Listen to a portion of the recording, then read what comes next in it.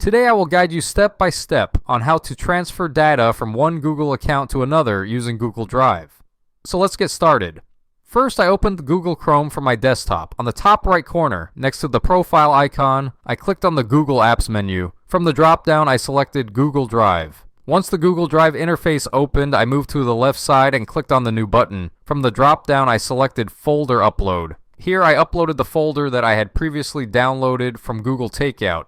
By the way, if you haven't downloaded your Google data yet, don't worry. On your screen, you will see a video link that explains the complete process of downloading your data from Google Takeout. I've also added that video link in the description box below. You can check it out before continuing. Now, once my data was successfully uploaded to Google Drive, I clicked on the three dots menu next to the folder. From the options, I selected Share. A pop-up window appeared. Here, under General Access, I changed it to Anyone with the link.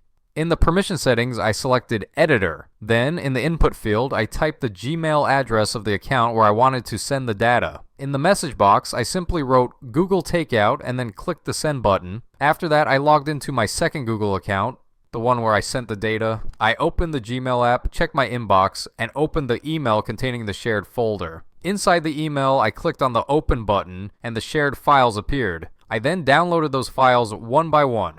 Within a short time, all my data was downloaded successfully. When I opened the downloaded files, I confirmed that my data had been successfully transferred to my second Google account.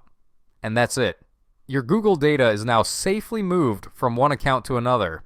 If you found this video helpful, please make sure to like this video, subscribe to my channel, and press the bell icon so you never miss an update.